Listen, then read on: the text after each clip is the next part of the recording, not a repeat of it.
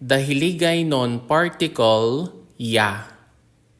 The Hiligaynon particle ya is a versatile element that can serve multiple functions in a sentence.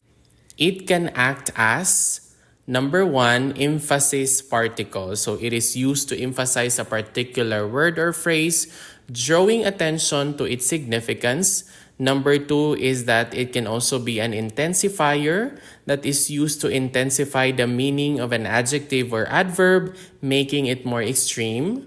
Number three is that it can be a question particle used at the end of a sentence to turn it into a question, often expressing surprise or disbelief.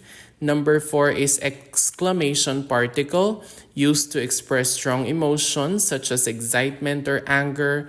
And the last one is that it can be an habitual particle used to indicate a habitual or repeated action. The first one here is emphasis particle. Like what we have mentioned earlier, to emphasize a particular word or phrase, drawing attention to its significance. Let us have the following example sentences. Hindi siya mag-ako sang sala. He or she doesn't really admit his or her mistake. So, hindi siya mag-ako sang sala. To ako means to say the truth or to admit. And then a sala is a mistake. Hindi siya mag-ako sang sala. Siya ang pinakamaalam sa klase. He or she is the most intelligent in the class. So siya is gender neutral. So maalam means intelligent. Pinakamaalam, that means most intelligent. And then klase is class.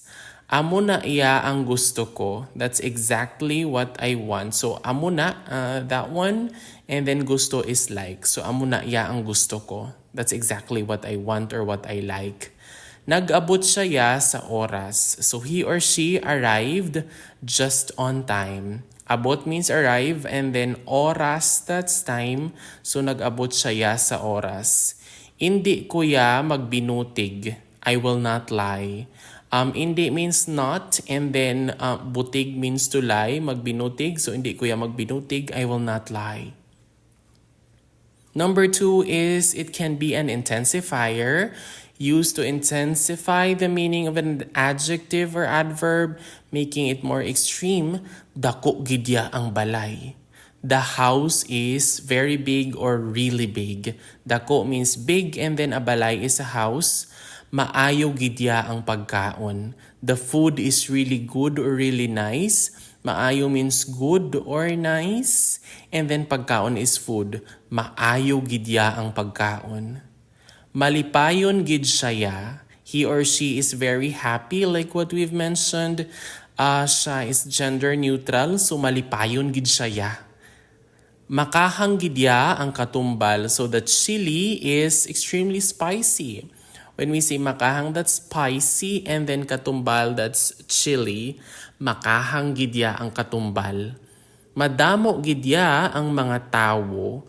There are a lot of people really. Madamo means many or a lot, and then a tao is a person. Mga tao, it refers to the people. Mga makes the noun plural. Madamo gidya ang mga tao.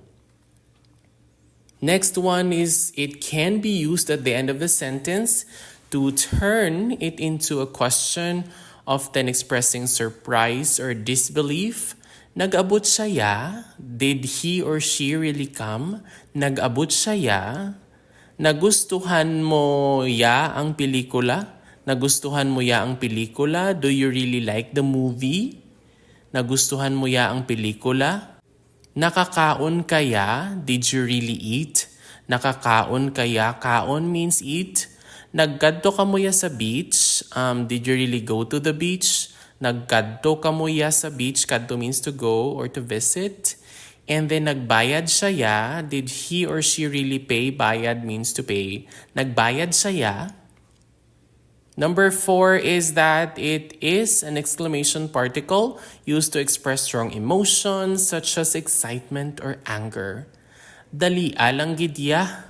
Hurry up. Just hurry up. Dali alang gidya. Grabe kainit ya. It's so hot. It's really hot. Grabe kainit ya. Grabe is like really or extreme. Grabe kainit ya. Kalimpyo kaayo ya. It's very clean really. Kalimpyo kaayo ya. Limpyo means clean. Kalimpyo, malimpyo. Hindi ka maghambal sina iya. Don't say that.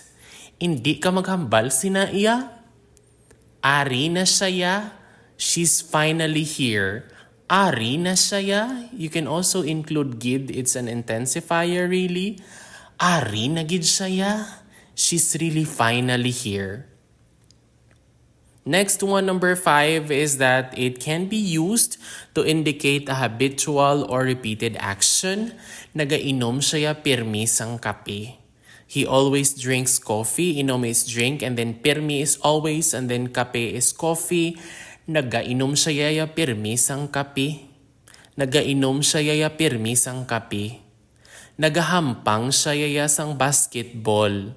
He or she plays basketball. Nagahampang siya sang basketball. Hampang means play, and then basketball is basketball. Nagahampang siya sang basketball. Ginabraid niya ang iya buhok. That means he or she braids his or her hair. Ginabraid niya ang iya buhok. Nagapaligo siya sang ido. Nagapaligo siya sang ido. That means he or she bathes her or her dog. Nagapaligo siya sang ido. Nagahike siya sa bukid. He or she hikes in the mountains. Nagahike siya sa bukid. And that is all about the Hiligaynon particle ya. Madamo gid nga salamat for watching this video, and see you again in the next one.